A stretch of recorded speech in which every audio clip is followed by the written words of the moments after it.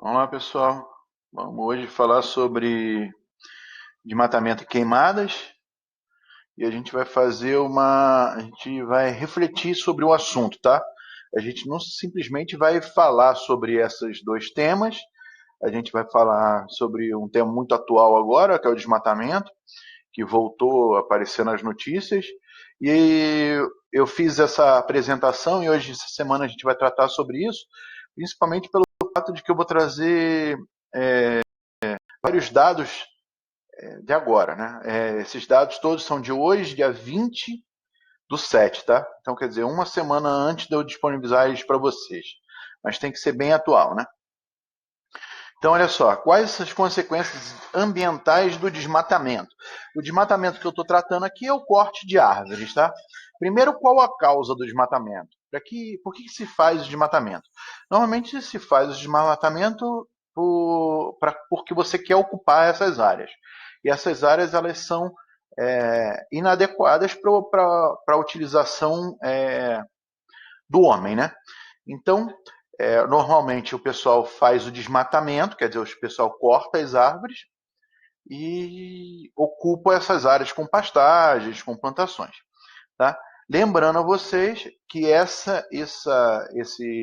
o desmatamento é típico da cultura indígena. Então, a cultura indígena, quando fazer a sua utilização da terra também para plantio, ela também faz o desmatamento, tá? Então, vamos lá. É por isso que muitas vezes vocês vão ver áreas indígenas com desmatamento ou com queimadas, porque é típico deles fazerem queimadas, é típico da cultura indígena fazer queimadas. Não quer dizer que todo o desmatamento ou toda queimada em área indígena é natural da cultura deles, tá? E a gente tem que respeitar essa cultura, beleza? Inclusive a área indígena, tá? Mas vamos falar diretamente sobre desmatamento gerado principalmente pelo corte de árvores, tá? O fato de você cortar as árvores, ele faz um desequilíbrio ecológico total. Por quê? Lembra que a gente estava falando que a comunidade de clímax ela chega a um equilíbrio porque existe vários estratos, né?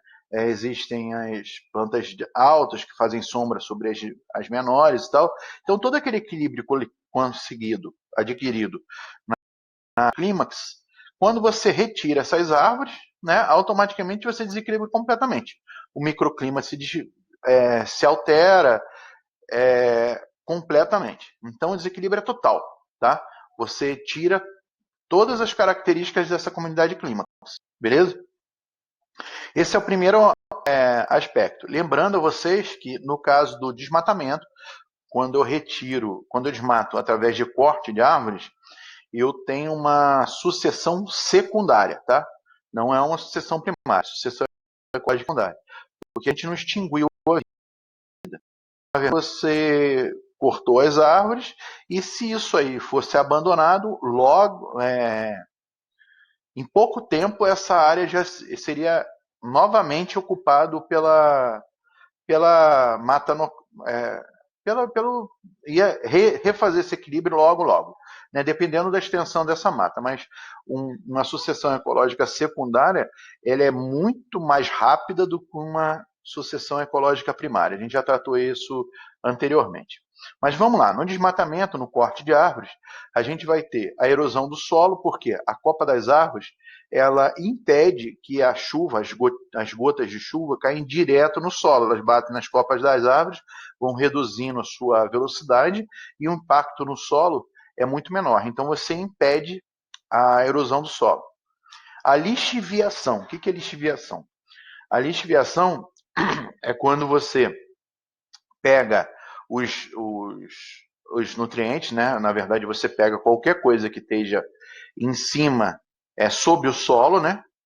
E leve. Por quê? O que acontece? Se você vê isso claramente, por exemplo, quando tem chuva, né? Se você tiver, por exemplo, na sua calçada cheia de sujeira, quando cai a chuva, ela leva essa sujeira para as sarjetas, né? Que vão embora. Então, quer dizer, isso acontece também com toda a matéria orgânica, né, que está sobre o solo, ela vai ser carregada para os rios, né? Ela vai ser carregada para as áreas mais baixas. Então você vai tirar todos esses nutrientes, né? Você vai tirar todos esses sedimentos, né? E vai levar para outro lugar. Isso é chamado lixiviação. Automaticamente você vai ter o assoreamento, porque o que acontece?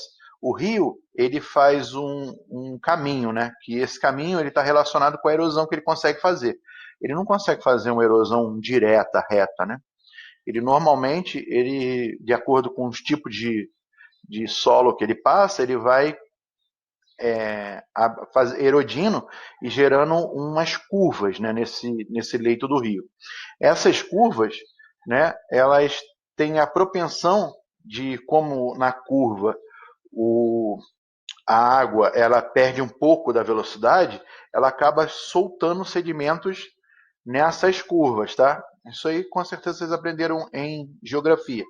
Então o que acontece? Essa redução da velocidade da água nesses cantos, né, nessas curvas de rio, elas são chamadas, elas acabam guardando muitos sedimentos, reduzindo a profundidade do rio, gerando esse fenômeno de assoreamento que a gente chama, tá? Que é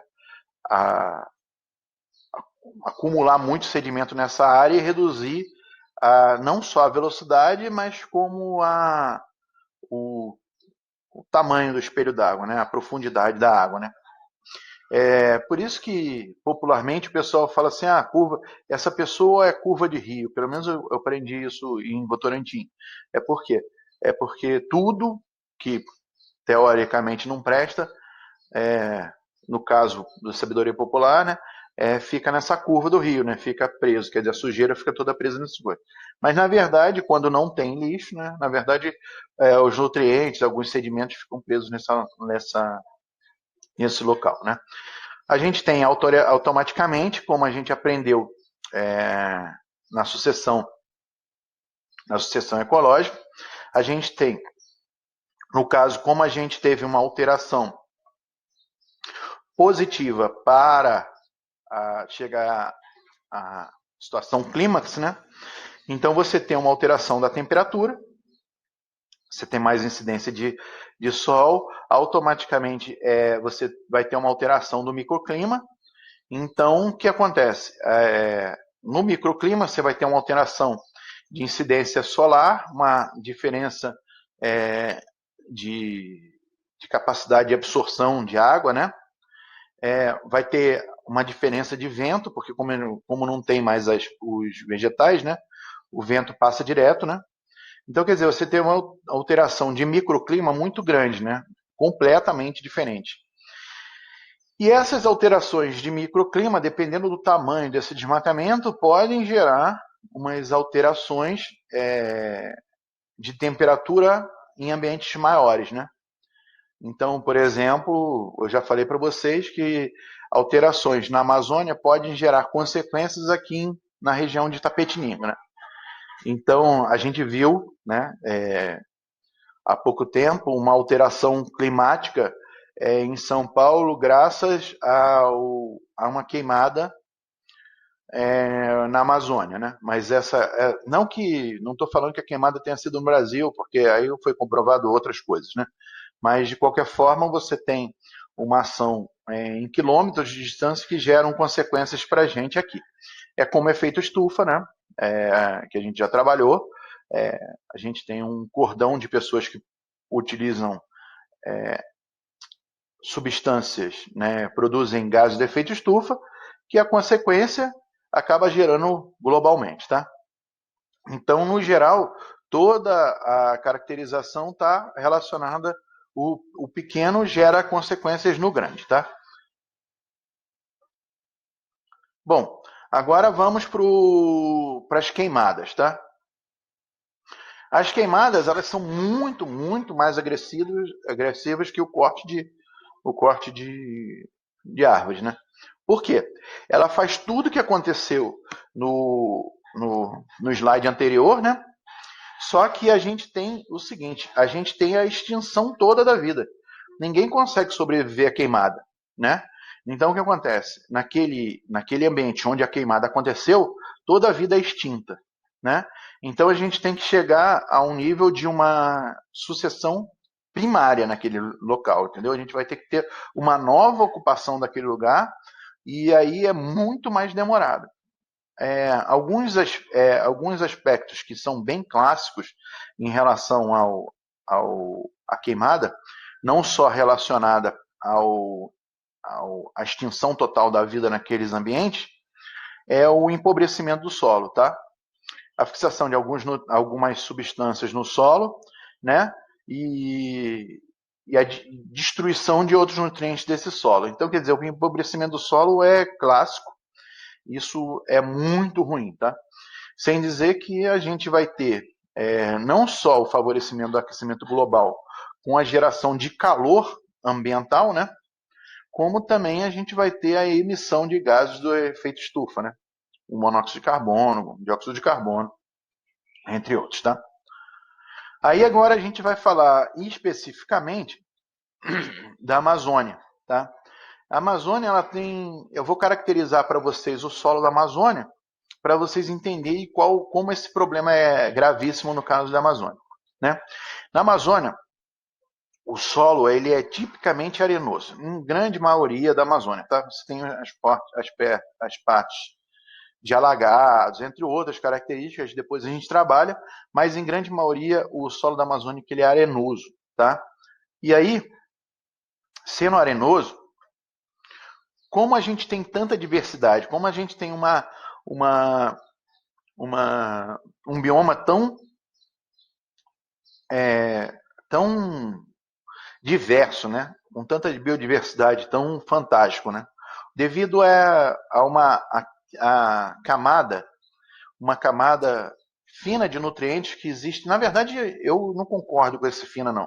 Uma camada de nutrientes que existe em cima do solo. O solo, ele tá coberto por uma quantidade de matéria orgânica vinda exatamente dessa diversidade. Então, quer dizer, as folhas caem muito, muitos vegetais morrem, caem no solo, né? Muitos seres morrem.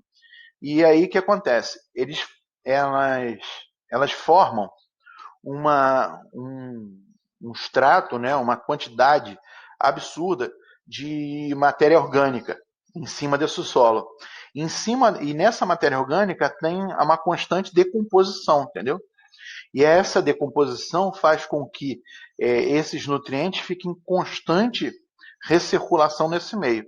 Então, a grande produtividade que acontece na Amazônia está relacionada a esse tipo de superfície, de material em cima da superfície. Esse material em cima da superfície é chamado serrapilheira, tá? Está escrito aqui o nome, tá? Serrapilheira. Então, a produtividade e a qualidade ecológica da Amazônia está relacionada diretamente a essa serrapilheira, que